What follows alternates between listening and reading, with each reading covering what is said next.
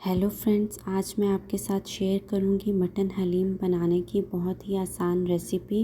उम्मीद है आपको ये रेसिपी पसंद आएगी। इसके लिए मैं ले रही हूँ 1/4 कप माश दाल, 1/4 कप दाल चना, 1/4 कप मूंग दाल, 1/4 कप दाल मसूर, 1/4 कप चावल ले लेंगे। और सब चीज़ों को मैंने एक ही कप से मेजर किया है। दुम लेंगे आधा कप भर के। इन सब दालों को मिक्स करके मैंने अच्छी तरह से धोकर भिगो दिया है 6 घंटे के लिए। यहाँ मैंने बोनलेस मटन लिया है, आप बोन्स के साथ भी ले सकते हैं, तकरीबन 1 किलो। अब एक पैन में 1 कप ऑयल डालेंगे और 3 मीडियम साइज़ के बारीक कटे हुए प्याज इसमें डाल देंगे। फ्लेम को अभी मैंने मीडियम पर रखा है। हम प्याज को बिल्कुल ब्राउन कर लेंगे। प्याज का कलर ब्राउन हो चुका है। मैं इसके अंदर गोश्त डाल दूँगी। मटन 1 किलो से थोड़ा कम है, तकरीबन 800 ग्राम है। अब हम मटन को अच्छी तरह से भून लेंगे। इसका कलर ब्राउन सा हो जाएगा तो हम इसके अंदर 1.5 टेबलस्पून लहसुन अदरक का पेस्ट डाल देंगे।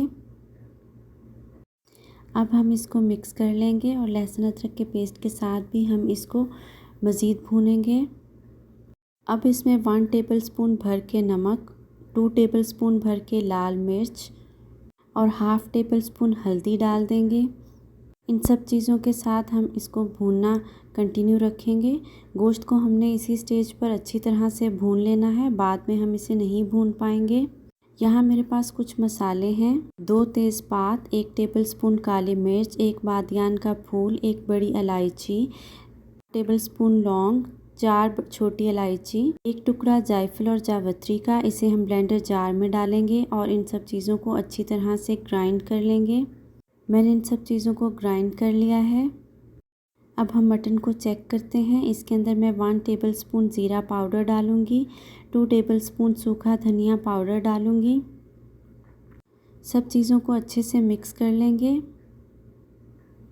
अगर ज़रूरत पड़े तो आप इसमें थोड़ा सा पानी ऐड करके इसे भूनते रहेंगे ताकि ये नीचे ना लगे।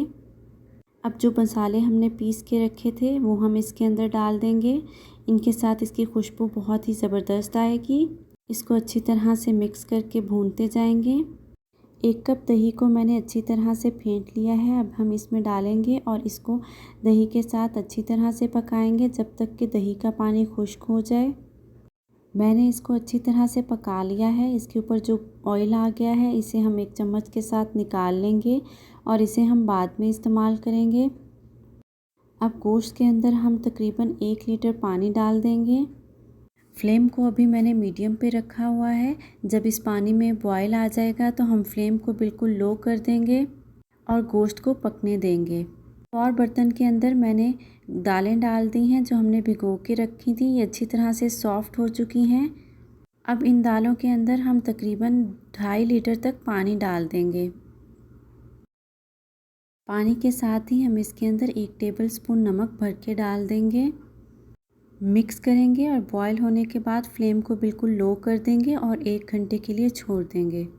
तकरीबन 1 घंटे के बाद मैंने गोश्त को चेक किया है जो कि अच्छी तरह से सॉफ़्ट हो चुका है।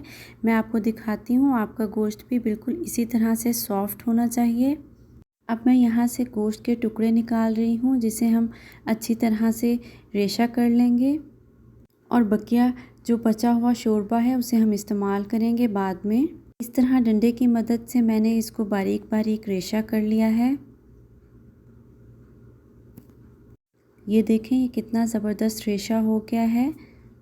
अब हम दालों को चेक करते हैं। दालें तकरीबन 1.5 घंटे के बाद पूरी तरह से गल चुकी हैं। मटन का बचा हुआ लिक्विड जो था वो हम इसके अंदर डाल देंगे और अच्छी तरह से मिक्स कर लेंगे। अब हम दालों को इसके साथ पकाएंगे। मैंने फ्लेम को मीडियम से थोड़ा लो रखा हुआ है और हम इस पानी को खुश्क करेंगे। जब ये पानी खुश्क हो जाएगा तो हम इसके अंदर घोटने से अच्छी तरह से दालों को घोट लेंगे। मेरे पास घोटना नहीं है तो मैं इसलिए हैंड ब्लेंडर के साथ इसे अच्छी तरह से मिक्स कर रही हूँ। हैंड ब्लेंडर के साथ अच्छी तरह से मैंने मिक्स कर लिया है ताकि दालों का दाना जो है वो बिल्कुल ख़त्म हो जाए और ये अच्छे से घुल जाएं। अगर आपको मेरी वीडियो पसंद आती है तो वीडियो को लाइक कर लीजिए और चैनल को सब्सक्राइब कर लीजिए और बेल आइकॉन को ज़रूर प्रेस कीजिए। इस तरह मेरी हर आने वाली वीडियो आपको मिलती रहेगी।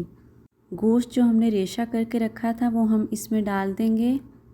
गोश्त डालने के बाद इसे घोटने से घोटते हुए आपने पकाना है। मेरे पास घोटना नहीं है इसलिए मैं चम्मच के साथ ही इसको मिक्स करती जा रही हूँ। और फिर मैंने एक दफ़ा हैंड ब्लेंडर भी इसके अंदर चला दिया था ताकि गोश्त पूरी तरह से रेशा हो जाए। इसको अच्छी तरह से गाढ़ा होने तक हम पकाएंगे और अब ये तैयार है। इसे हम प्लेट में निकाल लेंगे और जो हमने ऑयल ऊपर से निकाला था कौरमे के वो हम इसके ऊपर डालेंगे। कुछ ब्राउन प्याज और पुदीने के पत्ते डालकर मैं इसे अच्छी तरह से गार्निश कर लूँगी। एक कटा हुआ नींबू का टुकड़ा भी आप इसके ऊपर रख सकते हैं। तो तैयार है हमारा मज़ेदार सा हलीम। उम्मीद है आपको पसंद आया होगा।